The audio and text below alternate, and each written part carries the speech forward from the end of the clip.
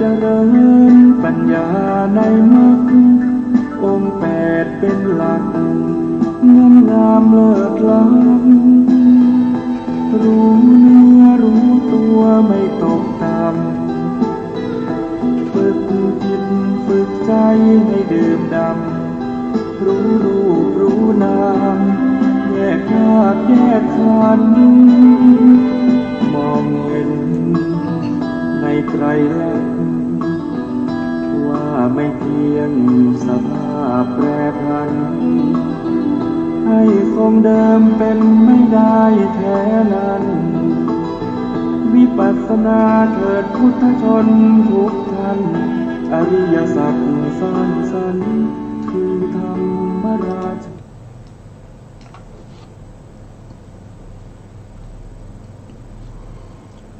พุทธังสรณังคัจฉามิธัมมังสรณังคัจฉามิสังฆังสรณังคัจฉามิกราบนมัสการพระมหาเถระพระสังฆาธิการพระเถรานุเถระสวัสดีท่านผู้ฟังและผู้ชมทุกท่านกลับมาพบกับรายการพระไตรปิฎกลอยฟ้าครั้งนี้เป็นครั้งที่31ในเรื่องของเวทนานุปัสสนาซึ่งเป็นข้อปฏิบัติทางพระพุทธศาสนาไม่มีในศาสนาอื่นไม่มีในลัทธิอื่นมีแต่ในศาสนาพุทธเท่านั้นนะครับเรื่องของสติปัฏฐานทางนี้เป็นทางสายเอกทางนี้เป็นทางให้เข้าถึงความบริสุทธิ์ของสัตว์ทั้งหลายทางนี้เป็นทางที่บุคคลเอกเป็นผู้สร้างขึ้นมาแล้วเวลาไปก็ต้องไปคนเดียวจะไปเป็นคู่ไม่ได้ทางนั้นคือสติปัฏฐานสติปัฏฐานก็คือตัวสติที่สัมปยุตกับวิปัสสนาเป็นไปในฐานทั้งสี่เมื่อเอาสติไปตั้งไว้ในฐานที่เป็นกาย ก็เรียกว่าเป็นกายานุปัสสนาสติปัฏฐาน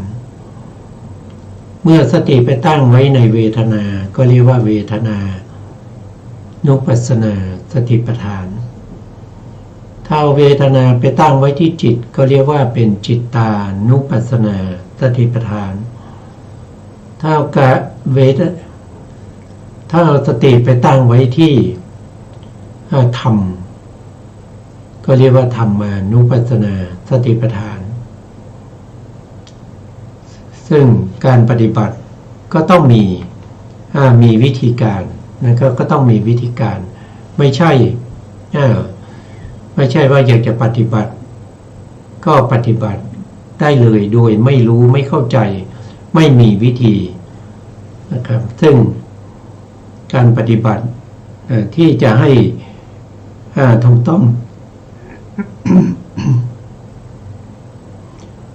้องตามที่พระพุทธองค์ได้แสดงไว้ก็ต้องดูในพระไตรปิฎกแล้วก็อัตถกถานะครับเราก็นำเอาข้อความในพระไตรปิฎกสติปัฏฐานอยู่ในพระไตรปิฎกอยู่ถ้าว่าโดยสูตรใหญ่ก็จะมีอยู่2สูตรด้วยกันนั่นก็คือในทีฆนิกายมหาวรรคเล่มที่14ก็ชื่อว่ามหาสติปัฏฐานสูตรถ้าใครมีพระไตรปิฎกก็ไปเปิดศึกษาได้และอีกที่หนึ่งก็จะอยู่ในมัชฌิมนิกายมูลปัณณาสชุด91เล่มก็อยู่เล่มที่17ชื่อว่าสติปัฏฐานสูตรแล้วก็มีสูตรย่อยๆทั่วไปในพระไตรปิฎกมีมากกว่าน่าจะมีเป็นร้อยสูตรนะครับที่เกี่ยวกับเรื่องของสติปัฏฐาน โดยไม่ได้แสดงโดยบริบูรณ์ก็คือแสดงประกอบในเรื่องต่างๆในเรื่องต่างๆนิดๆหน่อยๆนะครับพอที่จะให้ผู้ฟังนั้นเกิดอะไรเกิดอัธยาศัยเกิดความรู้ความเข้าใจสามารถที่จะได้ดวงตาเห็นธรรมเพราะบุคคลที่อยู่ในสมัยพุทธกาลเป็นบุคคลที่มีปัญญาแล้วก็เคยสะสมบารมีในเรื่องของสติปัฏฐานมาจากพระพุทธเจ้าองค์ก่อนๆจึงสามารถที่จะฟังแล้วก็ได้ดวงตาเห็นธรรมบางคนก็ได้ตรัสรู้เป็นพระอรหันต์ไปเลยนะครับครั้งที่แล้วเราก็ยังพูดถึงในเรื่องของเวทนานะครับเพราะว่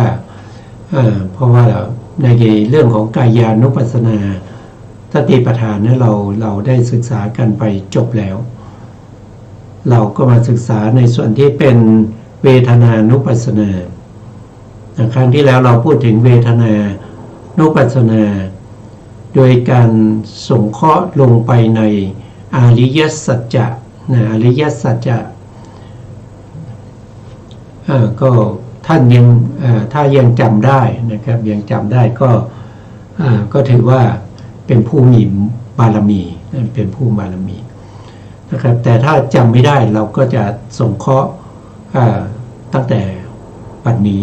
ตั้งแต่บัดนี้นะครับท่านบอกว่ามาสงเคราะห์เวทนาลงไปในอริยสัจคำว่าเวทนา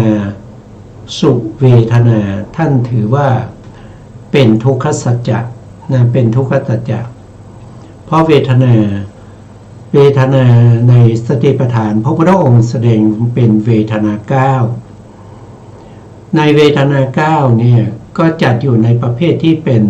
เวทนาขันธ์เพราะอะไรก็เพราะว่าเวทนาที่เป็นอดีตก็มีอนาคตก็มีปัจจุบันก็มีเวทนาที่เป็นภายในก็มีภายนอกก็มีเวทนาที่หยาบก็มีละเอียดก็มีเร็วก็มีปราณีตก็มีเวทนาที่ใกล้ก็มีที่ไกลก็มี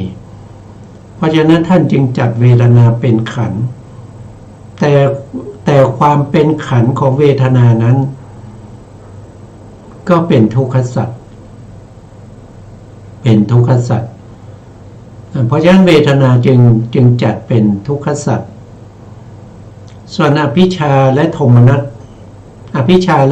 สท่านจัดเป็นสมุทัยสัจจะเพราะอะไรอภิชาก็คือโลภะอภิชาก็คือโลภะส่วนโทมนัสนะครับหรือก็เป็นโทสะนะครับเพราะฉะนั้นจึงเป็นเหตุให้เกิดทุกข์เป็นเหตุให้เกิดทุกข์จึงชื่อว่าเป็นสมุทัยสัจจะเวทนานุปัสสีเป็นผู้ตามเห็นเวทนาเนืองๆอยู่นะครับอันนี้ว่าโดยตัวองค์ธรรมก็คือได้แก่วิปัสสนา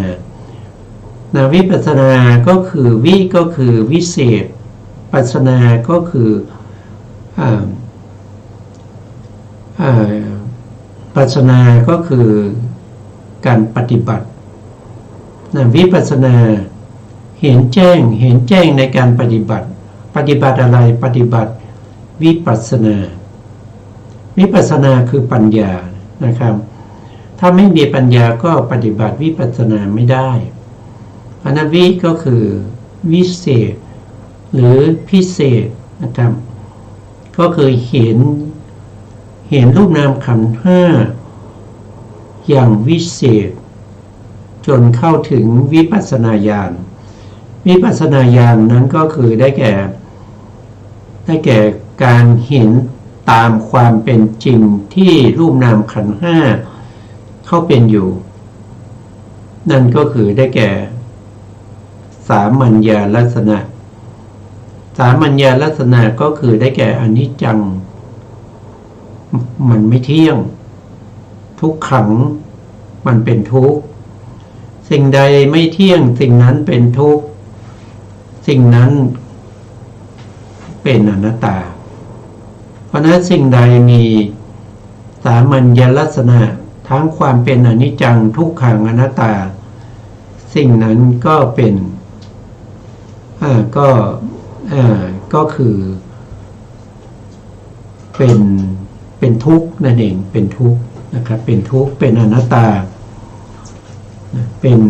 อารมณ์ของวิปัสสนาต่อมาคำว่าอาตาปีก็คือได้แก่วิริยะวิริยะคือความเพียรนะคือความเพียรในการที่จะกำจัดอกุศลที่เกิดขึ้นแล้วมีความเพียรในการสังวรป้องกันไม่ให้อกุศลใหม่เกิดขึ้นมีความเพียรพยายามให้กุศลใหม่ๆเกิดขึ้นและมีความพยายามให้กุศลที่เกิดขึ้นแล้วเจริญยิ่งขึ้นไปอันนี้เรียกว่าเป็นสัมมาวายามะก็คือได้แก่ความเพียรวิริยะนั่นเองสัมปชาโนก็คือได้แก่สัมมาทิฏฐิสัมมาทิฏฐิได้แก่ตัวปัญญาที่เห็นอะไรปัญญาที่เห็นอริยสัจสี่เห็นว่าอะไรเป็นทุกข์อะไรเป็นเหตุให้เกิดทุกข์อะไรเป็นนิโรธอะไรเป็นนิโรธคามินีปฏิปทาเห็นในเรื่องของขันธ์อายตนะธาตุที่เป็นอดีตอนาคตปัจจุบันเห็นเรื่องของเหตุและปัจจัยของรูปนามขันธ์ห้าเหล่านั้นตามในแห่งปฏิจจสมุปบาทเรายังค้างเรื่องของปฏิจจสมุปบาทนะครับในพระสูตรที่ชื่อว่าสัตตฐานาสูตรพระองค์ให้เราเพ่งพินิจด้วยอาการ3ประการก็คือเพ่งพินิจในเรื่องของขันธ์ห้าเพ่งพินิจในเรื่องของอายตนะ12ก็คือเพ่งพินิจในเรื่องของธาตุ18 3ก็คือเพ่งพินิจในเรื่องของปฏิจจสมุปบาทนะครับแต่ถ้ามีเวลาเราจะไปต่อเรื่องของปฏิจจสมุปบาทเรากำลังศึกษาถึงสังขารที่เป็นผลของอวิชชา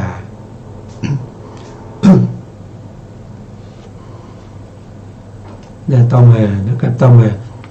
ถ้าเราดูแล้วเนี่ยในบทตั้งของเวทนานุปัสสนานะครับจำแนกโดยความเป็นองค์มรรคแล้วก็จะได้อยู่4องค์ด้วยกันได้อยู่4องค์นะได้อยู่4องค์ยังไม่ถึง5องค์ยังไม่ถึง5องค์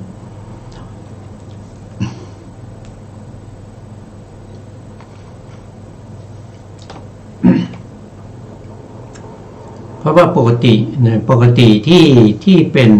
ป็นมรรคที่เป็นบุพภาพหรือเรียกว่าเป็นมรรคเบื้องต้นนั้นจะมีองค์มรรคอยู่5องค์ที่เรียกกันว่าเป็น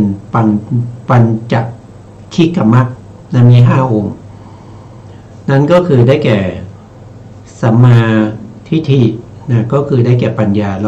รามีแล้วนะ2ก็คือสัมมาวายามะก็คือความเพียรก็อยู่ในบทหลักของเวทนาอยู่แล้ว3ก็คือสัมมาสติเราก็มีแล้วนะ4ก็คือสัมมาสมาธิสัมมาสมาธิ เราขาดไปอีกหนึ่งนั่นก็คือได้แก่สัมมาสังกัปปะสัมมาสังกัปปะก็คือตัววิตกนะครับก็คือตัววิตกทำไมไม่มีในบทตั้งของสติปัฏฐานนะเวทนาไม่มีนะโทษทีตัววิตกไม่มีนะตัววิตกทำไมไม่มีนะเราก็มาดูเหตุผลที่ท่านได้กล่าวไว้นะครับนะวิตกเนี่ยเป็นสัมมาสังกัปปะสัมมาสังกัปปะก็คือความตึกอยู่ในกุศลสังกัปปะ3นั่นก็คือตึกออกจากกามการตึกออกจากกามนั้นเราเรียกว่าเป็นเนกขัมมะการตึกออกจากพยาบาทเป็นอาพยาบาทเรียกว่าอาพยาบาทนี่อาพยาบาทวิตกแล้วก็ตึกออกจากความเบียดเบียนคือวิหิงสาเมื่อเราตึกออกจากวิหิงสาออกจากความเบียดเบียนนั่นก็เป็นอวิหิงสาสังกัปปะหรือเรียกว่าอวิหิงสาวิตกนะครับอันนี้ยังไม่ปรากฏอยู่ในบทตั้งของสติปัฏฐานท่านบอกว่าวิตกเป็นสัมมาสังกัปปะไม่ได้แสดงให้เห็นในที่นี้คือในบทนี้ไม่มีนะครับแต่ในท่านบอกว่าในคุตการนิกายปฏิสัมภิธามัคก็คือพระไตรปิฎกและอัตถกถาชุด91เล่มที่69เล่ม69ในอานาปานะอานาปานิเทศอานาปานานิเทศนะครับ ถ้าเป็นเล่มเก่าก็จะอยู่ในหน้าที่207ถ้าเป็นเล่มใหม่ก็จะอยู่ในหน้าที่205ท่านแสดงว่านี่คือท่านแสดงวิตกเป็นธรรมที่อุปการะแก่วิปัสสนาเพราะวิปัสสนาจะขาดวิตกไม่ได้ท่านแสดงไว้อย่างนี้ทำไมเป็นอย่างนั้นนะครับเดี๋ยวเรา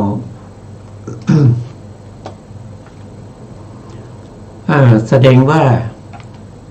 อันนี้คือท่านแสดงผมยกข้อความมาจากพระไตรปิฎกในคุตการนิกายเล่ม96นะครับประเภทแห่งวิปัสสนามีเท่าไหร่ประเภทแห่งวิตกก็มีประมาณเท่านั้นเหมือนกันท่านบอกเองนั้นนะถ้าวิปัสสนามีเท่าไหร่วิตกก็มีเท่านั้นฉะนั้นวิปัสสนาจะขาดวิตกไม่ได้วิตกก็คือได้แก่สัมมาสังกัปปะสัมมาสังกัปปะก็คือดำริออกจากกามเป็นเนกขัมมะเพราะฉะนั้นท่านจึงรวมเอาวิตกด้วยก็คือรวมเอาวิตกเข้ามาด้วยเพราะตรงไหนที่มีวิปัสสนาตรงนั้นจะมีวิตกด้วยไม่ใช่จะมีเฉพาะวิปัสสนานะครับไม่ใช่เฉพาะวิปัสสนาอย่างเดียวก็หมายถึงว่าต้องมีวิตกด้วยจากข้อความนี้ฉะนั้นท่านจึงรวมเอาวิตกด้วยแล้วเพราะความตึกอันนั้นก็เป็นสัมมาสังกัปปะก็เป็นสัมมาสังกัปปะ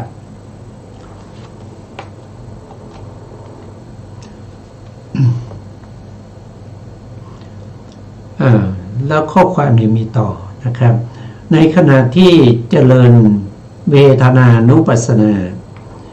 อย่างนี้เป็นการออกจากวัฏฏะนะครับถ้าเราเจริญวิปัสสนาไม่ว่าจะเจริญเจริญเวทนานุปัสสนาหรือว่าจะเป็นกายานุปัสสนาหรือว่าจะเป็นจิตตานุปัสสนาธรรมานุปัสสนาทั้งหมดทั้งมวลนั้นก็เป็นการปฏิบัติเพื่อออกจากวัฏฏะ มัตตะก็คือการเวียนว่ายตายเกิดในวัฏทุกข์คือการเวียนว่ายตายเกิดอยู่ใน31ภูมิเมื่อต่ำสุดก็มีมหาเวจีนรกเป็นต้นนะครับขึ้นไปจนถึงเนวสัญญาเยนาสัญญาเยตนะภูมิเป็นที่สุดรวมแล้วก็มีอยู่31ภูมิการเจริญสติปัฏฐานที่เป็นเบื้องต้นของวิปัสสนาหรือเราจะพูดว่าเป็นการเจริญโพธิปักขิยธรรม37ประการก็ได้เป็นการปฏิบัติที่เป็นไปเพื่อการออกจากวัฏฏะออกจากวัฏฏทุกข์ออกจากภพ31ภูมิผู้ที่เจริญสติปัฏฐานนะครับหรือว่าเวทนานุปัสสนาสติปัฏฐานจนสามารถเข้าถึงอรหันตมรรคบุคคลนั้นก็จะได้เป็นพระอรหันต์แล้วเมื่อตายก็จะเรียกว่าเป็นปรินิพพานเมื่อปรินิพพานแล้วจะไม่ถือปฏิสนธิในภพใดๆอีกต่อไปพญามารนะครับที่ตามหาภิกษุรูปหนึ่ง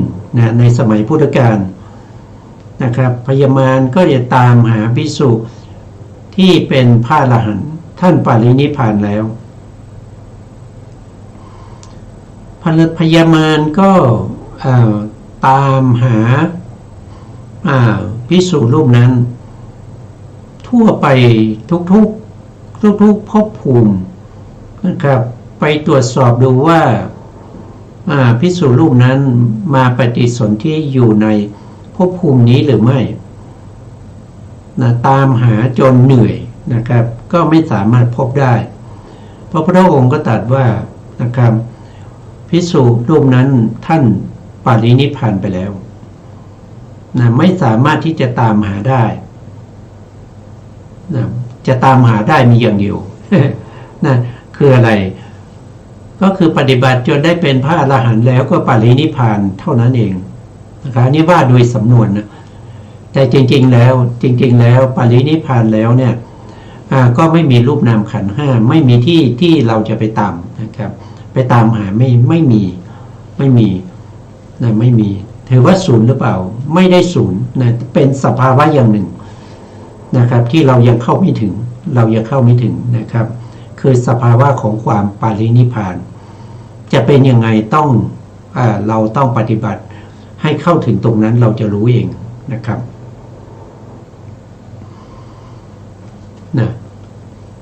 ท่านบอกว่าก็เป็นการออกจากวัฏฏะก็เป็นเนกขัมมวิตกนี่ก็เป็นเนกขัมมวิตกในขณะที่เจริญเวทนานุปัสสนาสติปัฏฐานอยู่นะครับตรงนี้ตกไปนะครับขณะที่เจริญเวทนา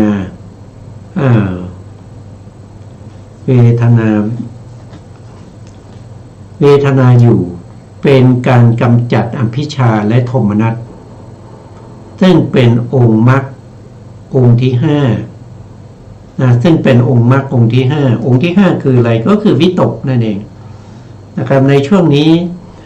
นะครับนี้เป็นบุพภาควิปัสสนาก็คือยังไม่เข้าถึงมรรคนะครับก็ยังเป็นฝ่ายที่เป็นโลกิยะหรือบางท่านจะเรียกว่าเป็นมรรคปัจจัยก็คือได้แก่มหากุศลญาณสัมปยุตก็คือจิตที่ประกอบด้วยปัญญาเป็นผู้ตามรู้ตามเห็นเวทนาหนึ่งอยู่เขาเรียกว่าเป็นบุพภาควิปัสสนาคำว่ามีวิปัสสนาตรงนี้ต้องเพิ่มคำว่าตามเห็นเวทนาตามเห็นเวทนาหนึ่งอยู่ด้วยความเป็นของไม่เที่ยงโดยความเป็นทุกข์ โดยความเป็นอนัตตาเพราะวิปัสสนานี้มุ่งหมายเอาถึงสามัญลักษณะนะอย่างเช่นเรากล่าวถึงวิปัสสนาญาณเนี่ยโดยส่วนมากแล้วท่านก็จะกล่าววิปัสสนาญาณมีหลายในในที่ตรงๆเนี่ยก็คือต้องเป็นในที่เห็นสัมมัสสนญาณนะสัมมัสสนญาณก็คือความเกิดขึ้นตั้งอยู่ของรูปและนามแล้วก็สองก็คืออุทยพยญาณสามก็คือพังคญาณสี่ก็คือสามคือพังคญาณสี่คือพยญาณห้าคืออาทีนวญาณหกก็คือนิพพิทายานเจ็ดก็คือจุตูเขาเรียกว่าเป็นเจ็ดก็คือมูลจิตุกัมมตายานแปดก็คือปฏิสังขายานเก้าคือสังขารุปเปกขายานสิบก็คืออนุโลมญาณทั้งสิบญาณนี้มีอารมณ์ที่เป็นอนิจจังทุกขังอนัตตาของรูปนามตามความเป็นจริงเพราะนั้นถ้าจะมุ่งหมายเอาวิปัสสนาญาณ10นะครับวิปัสสนาญาณ10แต่ที่เราสงเคราะห์โดยความเป็นโสรัสญาณที่เรียกว่าวิปัสสนาญาณ16นั้นเป็นการสงเคราะห์เข้ามานะครับอย่างเช่นนามรูปปริเฉทญาณเนี่ยยังไม่ได้เห็นพระไตรลักษณ์ยังไม่มีสามัญลักษณะของรูปนามเป็นอารมณ์ในขณะนั้นยังอยู่ในสภาวะของการเห็นรูปนามตามความเป็นจริงโดยการแยกรูปแยกนามนะครับตามเห็นกายในกายหนึ่งอยู่เห็นกายในกายหนึ่งอยู่คือเห็นอะไรก็คือเห็นกายส่วนย่อยในกายส่วนใหญ่เช่นเราพิจารณากำหนดรอบรู้ตามเห็นเรื่องของผมก็จะต้องตามเห็นเข้าไปถึงว่าผมนั้นประกอบด้วยรูปเท่าไหร่ถ้าเป็นผมที่หลุดออกจากหนังศีรษะหรือว่าเป็นผมที่พ้นจากหนังศีรษะขึ้นมาก็จะมีรูปอยู่44รูปตามที่เราได้ศึกษาไปแล้วในเรื่องของกายานุปัสสนากายานุปัสสนาสติปัฏฐานในข้อที่ว่ากายคตาสตินะครับแล้วก็ยังมีอีกในส่วนของธาตุทั้ง4จตุธาตุวัฏฐานที่อยู่ในกายานุปัสสนาสติปัฏฐานก็ทบทวนนะครับผมมีรูป44รูป44รูปนั้นก็คือได้แก่อะไรถ้าจัดเป็นกลาบแล้วเนี่ย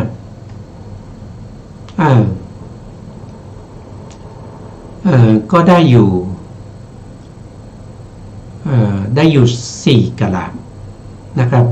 ผมที่เลยออกจากหนังศีรษะนั่นก็คือได้แก่อะไรก็ได้แก่จิตตชรูปที่เกิดจากจิตรูปที่เกิดจากอุตุแล้วก็รูปที่เกิดจากอาหารที่หลุดออกมานะครับรูปพวกนี้ก็จะเป็นเขาเรียกว่าเป็นอวินิโภครูปมาเป็นอวินิโภครูปถ้าหลุดออกจากหนังศีรษะมาก็จะไม่มีกายก็จะไม่มีรูปที่เกิดจากกรรมรวมแล้วก็ได้24รูปนะครับไม่ใช่44นะไม่ใช่44เพราะว่าวินิโภครูปเนี่ยมีรูปอยู่8นะครับรูปที่เกิดจากจิตก็เป็นอวินิโภครูป8เพราะผมนั้นหลุดมาแล้วผมนั้นหลุดมาจิตตชรูปก็เกิดไม่ได้เหมือนกันเพราะผมหลุดแล้วผมหลุดแล้วก็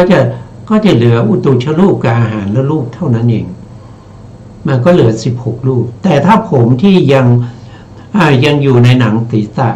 นะยังอยู่ในหนังศีรษะเนี่ยก็จะได้44รูปนะ44รูปก็คือได้แก่หนึ่งก็คือกรรมชรูปมีอยู่10รูปเขาเรียกว่าเป็นกายทัศกะกลาบกายทัศกะกลาบก็คือมีประสาทกายด้วยที่ผมที่อยู่ในหนังศีรษะ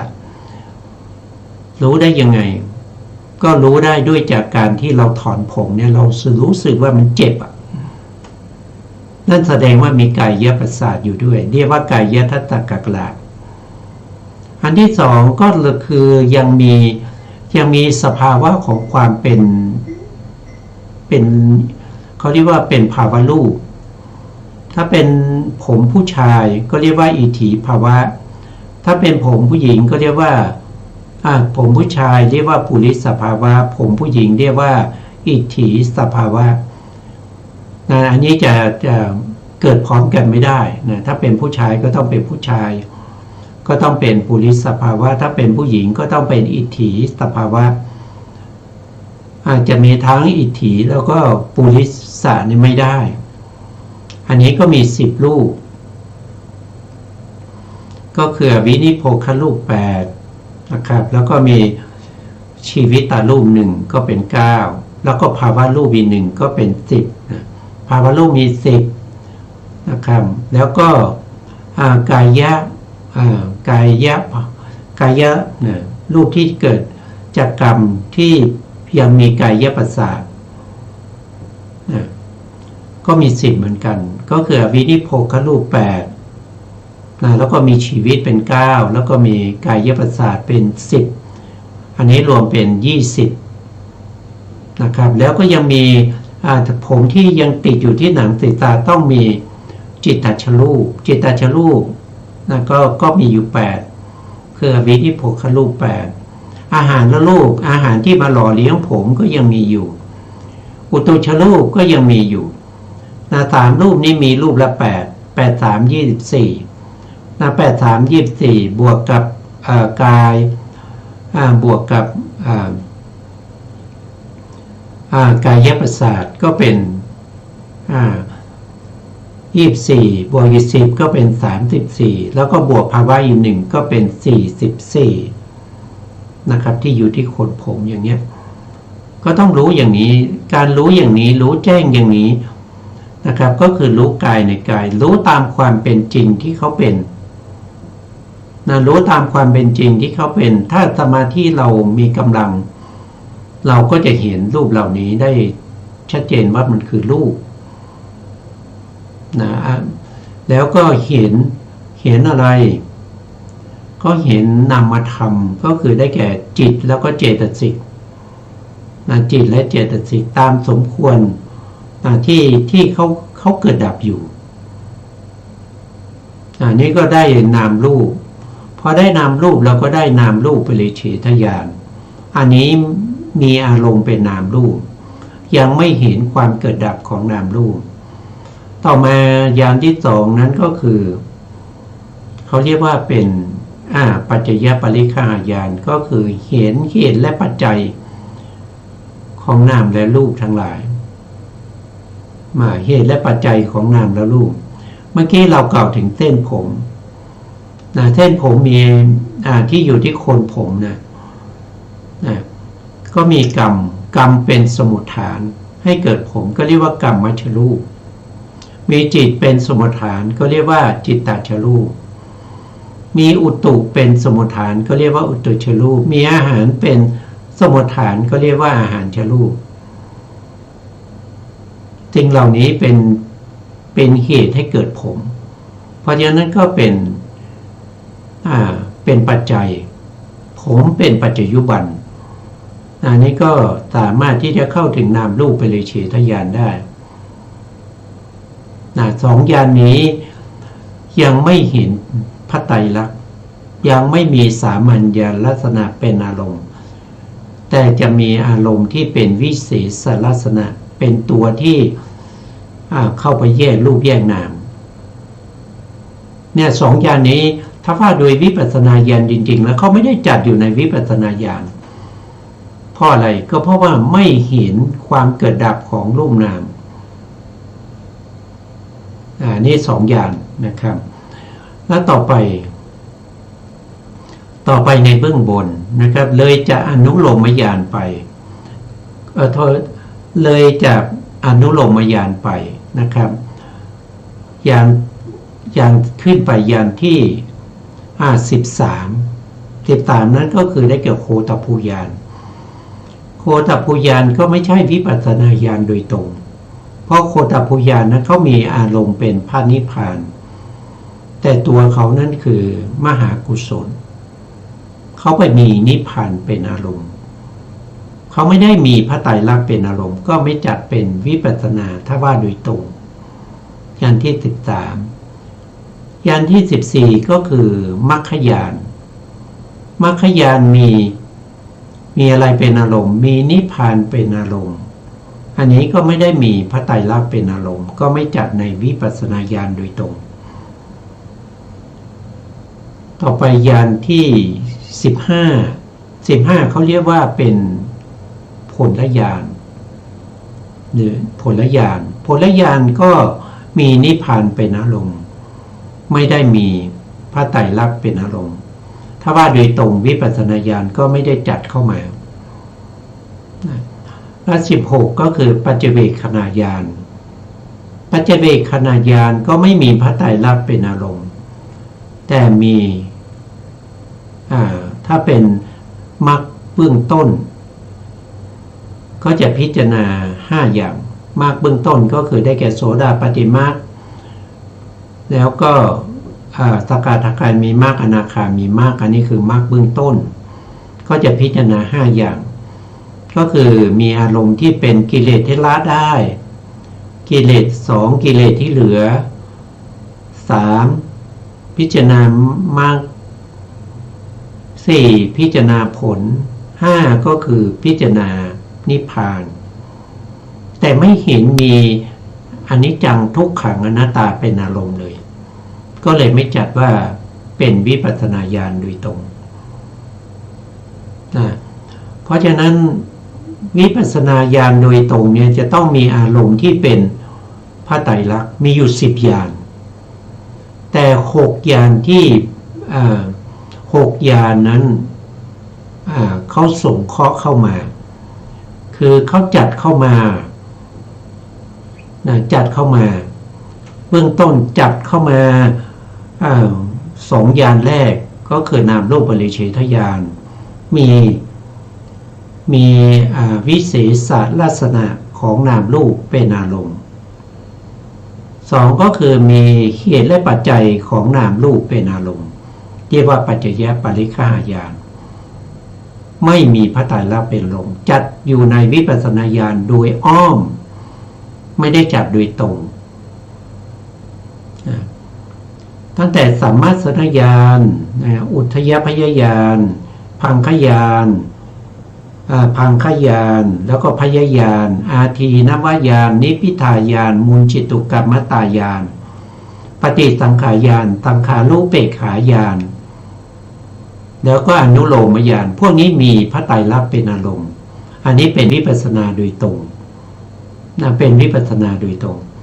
ส่วนอนุโลมญาณมรรคญาณผลญาณปัจเจเวคขณญาณอันนี้ส่งข้อโดยอ้อมนะครับเพราะฉะนั้นวิปัสสนาญาณมีพระไตรลักษณ์เป็นอารมณ์นะครับช่วงแรกที่เรียกว่าเป็นบุพภาควิปัสสนา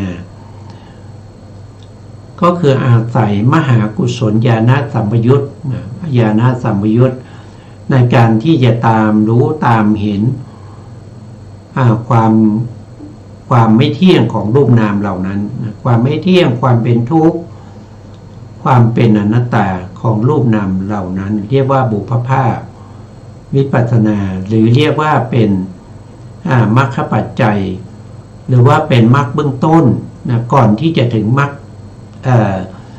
อริยมรรคนะครับก่อนที่จะถึงอริยมรรค ในในมหากุศลญาณสัมปยุตเป็นมรรคเบื้องต้นไม่ใช่อริยมรรค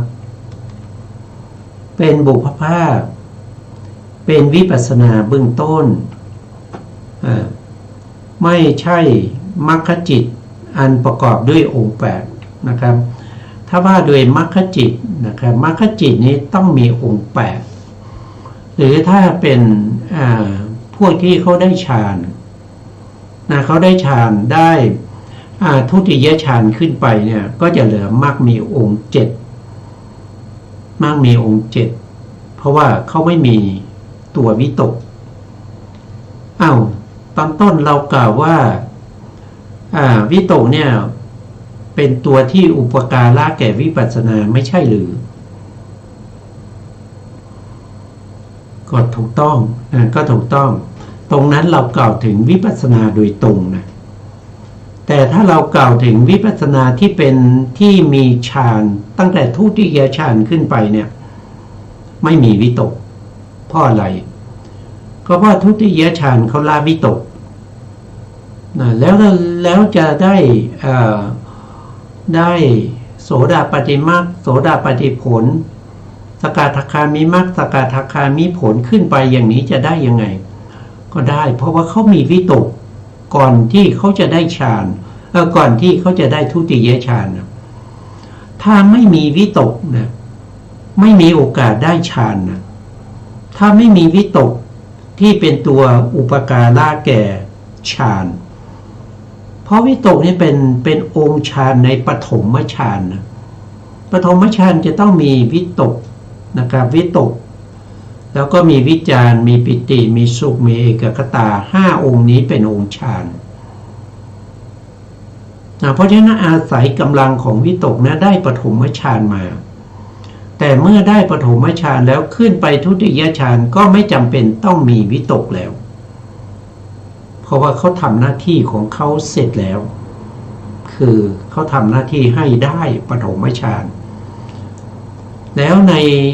ในการเจริญวิปัสสนาเพื่อให้ได้มรรคโดยใช้ทุติยฌานขึ้นไปในการเจริญวิปัสสนานั้นก็คือเขาต้องเข้าฌานก่อนนะเข้าทุติยฌานออกจากทุติยฌานมากำลังของสมาธิยังมีกำลังมากอยู่เป็นอุปจารสมาธิก็ใช้อุปจารสมาธิที่เพิ่งออกจากทุติยฌานนั้นเป็นบาตรให้ปัญญาเกิดขึ้นเป็นให้ปัญญาเกิดขึ้นปัญญาเกิดขึ้นก็รู้ตามความเป็นจริงด้วยอาศัยกำลังของสมาธิที่เป็นโลกิยสมาธิเพราะฉะนั้นก็ไม่จำเป็นที่จะต้องมีวิตกในขณะที่เจริญวิปัสสนาในสมาธิที่ออกจากผู้ที่เจริญวิปัสสนาโดยอาศัยกำลังของสมาธิในทุติยฌานขึ้นไปถ้าเราไม่ได้ศึกษาเราไม่ได้ทำความรู้ความเข้าใจเราจะฟังแล้วก็ไม่เข้าใจนะฟังแล้วไม่เข้าใจเหมือนกับเราฟังเรื่องนิพพานนี่แหละว่าผู้ที่ปรินิพพานแล้วเนี่ยไปอยู่ที่ไหนนะเพราะอะไรก็เพราะว่าเรายังยึดติดอยู่ในเรื่องของความเป็นตัวตนมันจึงไม่เข้าใจไงเขาปรินิพพานนะยังให้เขามีตัวมีตนอยู่มันจึงไม่เข้าใจเพราะสภาวะของความเป็นนิพพานนั้นมันพ้นจากขันธ์5มันพ้นจากความมีตัวมีตนมันพ้นจากรูปขันธ์พ้นจากเวทนาขันธ์สัญญาขันธ์สังขารขันธ์แล้วก็วิญญาณขันธ์นิพพานเนี่ยถ้าบุคคลไหนถ้าไม่พ้นจากขันธ์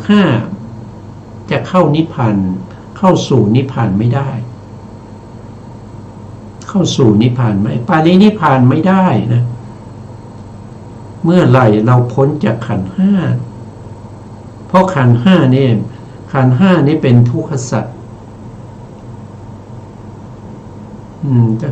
เราจะไม่สามารถที่จะนำเอาขันธ์ห้าของเรา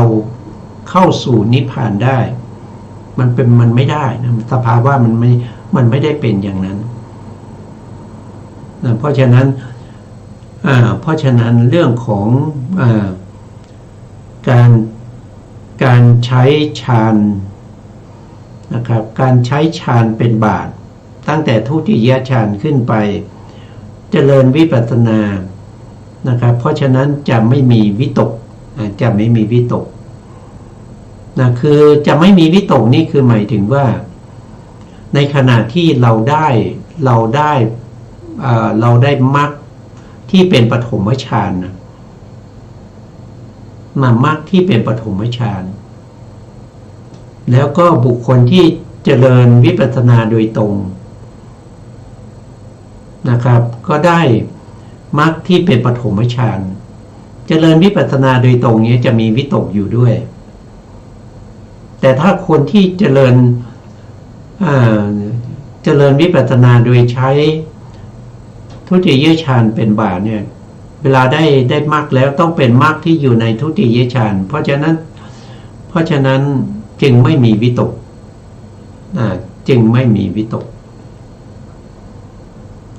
แต่เวลาเจริญวิปัสสนานะครับเจริญวิปัสสนาก็ต้องมีวิตกนะครับต้องมีวิตกอย่างเช่นเมื่อกี้ได้พูดไปนะครับหลังจากออกจากฌานสองแล้วมาเจริญวิปัสสนาโดยอาศัยมหากุศลก็ต้องมีวิตกด้วยนะก็ต้องมีวิตกด้วยแต่เวลาได้มรรคแล้วจะไม่มีวิตกนะจะไม่มีวิตกมรรคนั้นจะเป็นถ้าได้มรรคครั้งแรกนะครับก็จะเป็นโสดาปัตติมรรคที่เป็นทุติยฌานนะโสดาปัตติมรรคทุติยฌานไม่มีวิตกนะไม่มีวิตก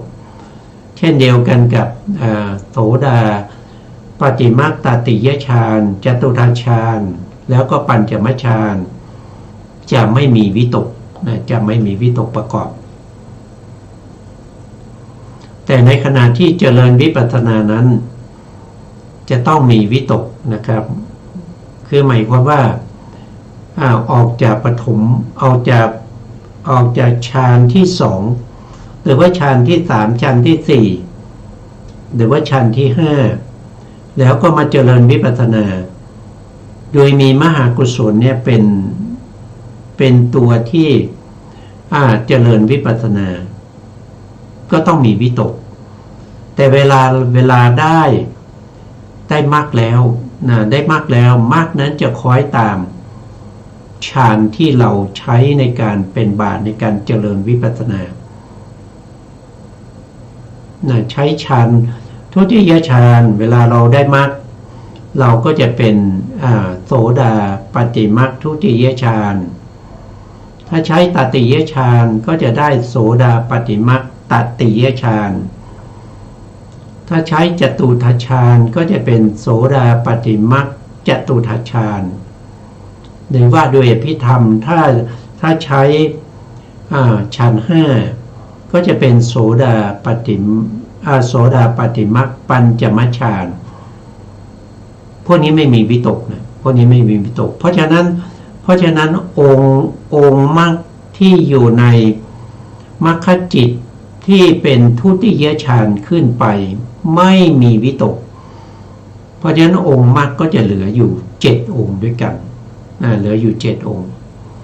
ตรงนั้นเป็นข้อพิเศษสำหรับผู้ได้ฌาน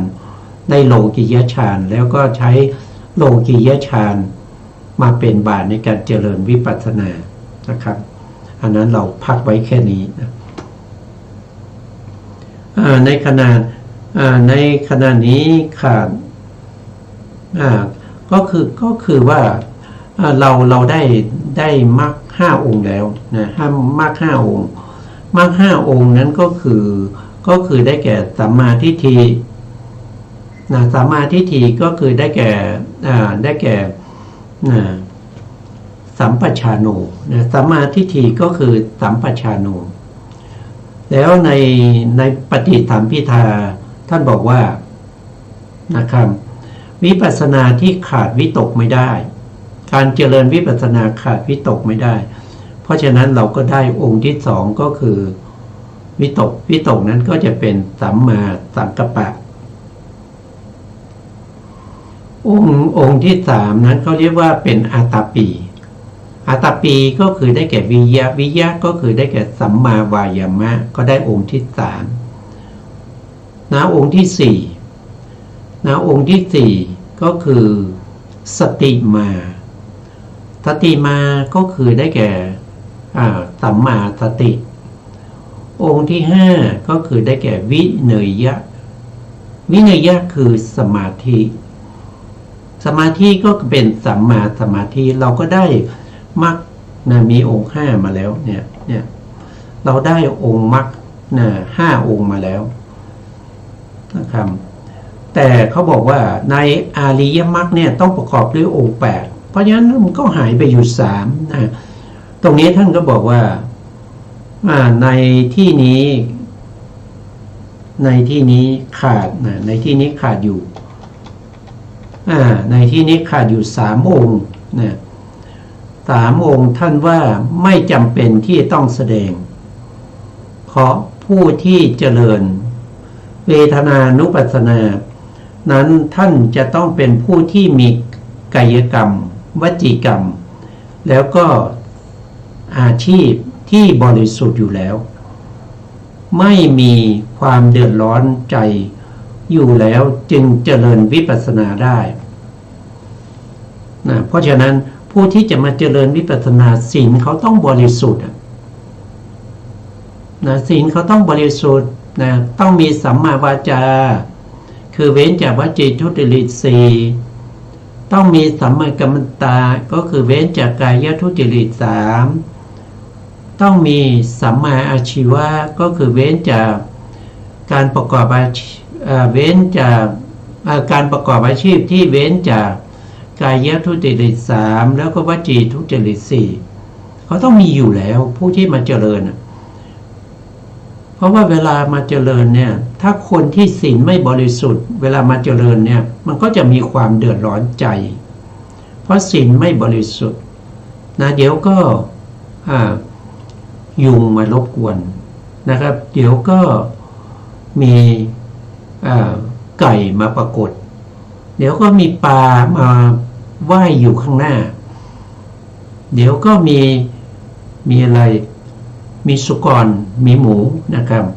เพราะอะไรเพราะว่าเราฆ่าสัตว์เหล่านั้นในขณะที่เราเจริญวิปัสสนาจึงทำให้เราไปเห็นสิ่งเหล่านั้นเลยทำให้เราเดือดร้อนใจเมื่อเราเดือดร้อนใจสมาธิไม่ได้นะครับเพราะว่ามีความเดือดร้อนใจสมาธิไม่เจริญสมาธิไม่แก่กล้าแล้วจะไปเจริญวิปัสสนามันก็ไม่ได้ผลนะครับมันก็ไม่ได้ผลเพราะฉะนั้นผู้ที่จะมาเจริญวิปัสสนานี้จะต้องมีศีลที่บริสุทธิ์มีกายกรรมที่บริสุทธิ์มีวจีกรรมที่บริสุทธิ์แล้วก็มีอาชีพที่บริสุทธิ์อยู่แล้วท่านบอกว่าอย่างนี้บอกว่าอย่างนี้เพราะฉะนั้นสามองค์นี้มันก็ต้องบริสุทธิ์มาตั้งแต่ก่อนที่เราจะปฏิบัติธรรมแต่เมื่อเราเจริญวิปัสสนาจนเข้าถึงมรรคและผลสามองค์นี้เขาจะประกอบพร้อมกันในมรรคจิตสัมมากัมมันตสัมมาวายามะสัมมากัมมันตสัมมาอาชีวะจะเกิดพร้อมกันในมรรคจิต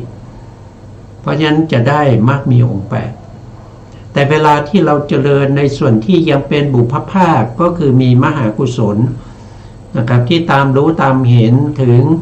ความไม่เที่ยงความเป็นทุกข์ความเป็นอนัตตาของรูปนามเหล่านั้นวิรติสามนี้ยังไม่มีเพราะอะไรเพราะว่าวิรติสามนี้เขาเป็นนานากถาจิเป็นนิยตโยคีเขาจะไม่เกิดพร้อมกันแล้วก็เขาจะไม่เกิดด้วยเพราะว่าไม่มีวิรัตมิตรภาพวัตถุปรากฏให้เขาเว้นนะครับเขาจึงไม่เกิดเขาจะไปเกิดพร้อมกันในมรรคจิตในมรรคจิตแล้วก็ในผลจิตตามสมควรแก่มรรคนะครับ วันนี้เวลาเราหมดแล้วนะครับเพราะฉะนั้นเราก็จะยุติรายการไว้แค่นี้นะวันหลังเราก็จะพบกันใหม่นะครับทุกท้ายนี้ขอกราบขอบพระคุณพระครูสมุทรวิสุวัฒน์วรกิจโชผู้อำนวยการสถานีวิทยุเพื่อการศึกษาพระพุทธศาสนาและวัฒนธรรม FM 104.5 เมกะเฮิรตซ์วัดฝายหินจังหวัดเชียงใหม่และขอกราบขอบพระคุณพระครูปริยัติยานุสาสตร์ขอบคุณท่านผู้ฟังและผู้ชมทุกท่านที่ให้เกียรติติดตามในรายการพระไตรปิฎกลอยฟ้าพบกันใหม่ในโอกาสต่อไปครับวันนี้ลาไปก่อนครับสวัสดีครับ